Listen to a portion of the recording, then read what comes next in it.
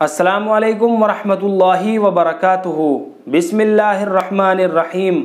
ومن احسن قولا ممن دعا الی اللہ وعمل صالحا وقال اننی من المسلمین۔ صدق اللہ العظیم۔ میرے پیارے بھائیوں، دین کی محنت کے کچھ اصول بتائے گئے ہیں۔ اس محنت کو ایسے اصولوں کے ساتھ کرو تاکہ دین زندہ ہو جائے۔ اب اس کی بنیاد کیا ہے؟ اس کی بنیاد یہ ہے کہ نمبر 1، اللہ کے ایک ہونے کا یقین دل میں ہو۔ نمبر 2، اللہ کے دین کے حق ہونے کا بھی یقین دل کے اندر ہو کہ اللہ کا دین حق ہے۔ اللہ اور اس کے رسول نے جس دین کے بارے میں بتایا ہے وہ دین حق ہے اور سچ ہے۔ جی ہاں، اللہ اور اس کے رسول نے جو بتایا وہ دین حق ہے۔ صحابہ نے جو طریقہ اختیار کیا وہ حق ہے۔ اس لیے ہمیں اپنے آپ کو حق کا تابع کرنا ہے، اور تابع داری میں حالات ہیں۔ جی ہاں، تابع داری میں حالات آتے ہیں، تو ایسے حالات میں کیا کرنا ہے؟ تو فرمایا میرے دوستو کہ اپنی طاقت کے بقدر حالات کو برداشت کرنا ہے۔ حالات کی وجہ سے کام نہ چھوڑے، بلکہ اگر کوئی حال پیدا بھی ہوا ہو تو اس کے بارے میں پوچھو کہ اب میں کیا کروں، کہ میرا حال یہ ہو گیا ہے، اب میں کیا کروں؟ تو پوچھ کر چلو، مان کر چلو۔ جیسے کسی مسافر کو کبھی راستہ معلوم نہیں ہوتا تو وہ راستے میں لوگوں سے سڑک پر پوچھتا رہتا ہے کہ ریلوے اسٹیشن کہاں ہے، ڈاک خانہ کہاں ہے۔ جی ہاں، تو اس کو بتانے والے ملتے ہیں، تو ہر بات کو اس کے جاننے والوں سے پوچھو۔ حدیثوں میں ہے کہ کام کے دوران حالات آتے ہیں، تو حالات کی وجہ سے پریشان نہیں ہونا ہے۔ حیرانی کے بجائے اپنے آپ کو پوچھنے پر ڈالو، مشورہ کرو، معلوم کرو۔ شریعت کا مسئلہ ہے تو علماء سے پوچھو، تبلیغ کا مسئلہ ہے تو تبلیغ کے ذمہ داروں سے پوچھو، بیماری کا مسئلہ ہے تو بیماری کے جاننے والوں سے پوچھو۔ جی ہاں، یہ سکھایا گیا ہے کہ بیماری کا مسئلہ ہے کہ کس سے پوچھے، کہ مسجد کے امام صاحب سے نہیں بلکہ ڈاکٹر صاحب سے پوچھو۔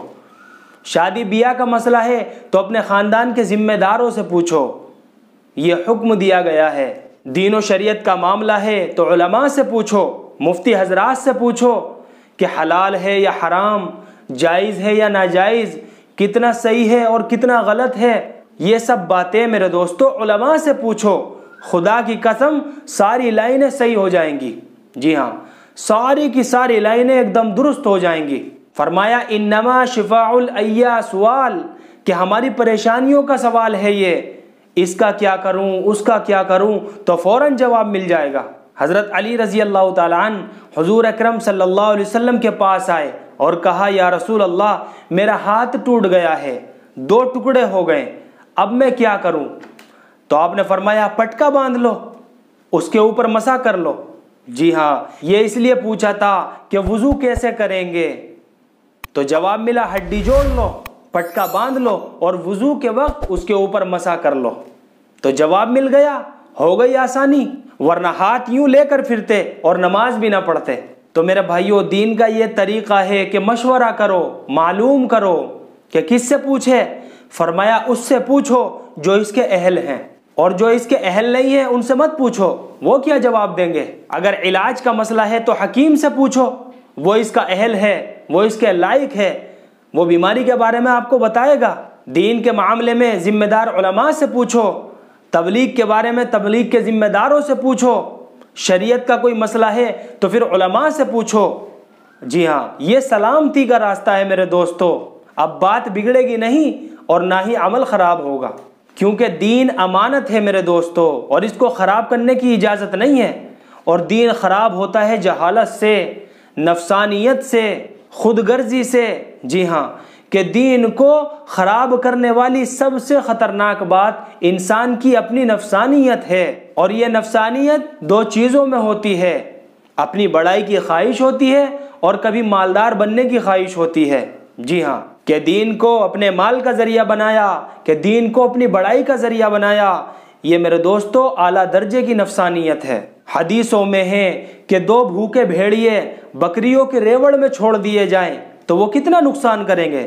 جی ہاں، کہ وہ تو بہت نقصان کریں گے، ان کی تو بھوک بھی بہت تیز ہوتی ہے کہ ہڈی بھی اندر گل جاتی ہے، بس اس سے زیادہ نقصان مال اور بڑائی سے ہوتا ہے۔ مالدار بننا، بڑا بننا، یہ نفسانیت کے دو عنصر ہیں۔ جی ہاں، مال کی چاہت، لذت کی چاہت، شہرت کی چاہت، یہ سب میرے دوستو نفسانیت کہلاتی ہے، اور یہی چیزیں ہمیں اپنے اندر سے نکالنی ہیں تاکہ صحیح معنی میں ہم اللہ کا بندہ بن کر زندگی گزاریں۔ جب ہم اللہ کا بندہ بن کر زندگی گزاریں گے تو ہم سے ہمارا اللہ راضی، ہم سے ہمارا رسول راضی، اور جب ہم سے ہمارا اللہ راضی ہو جائے گا تو ہاتھ اٹھائے بنا اللہ ہماری دعاؤں کو قبول فرمائیں گے۔ جی ہاں، بس دل کے اندر بات آئے گی اور زبان تک وہ بات نہیں آئے گی، لیکن اللہ رب العزت اس ہمارے دل کی بات کو اپنے عرشوں پر سنیں گے اور ہماری دعاؤں کو قبول کریں گے۔ اللہ سے دعا ہے کہ اللہ ہمیں اپنا بندہ بن کر زندگی گزارنے کی توفیق عطا فرمائے۔ فقط والسلام۔ اللہ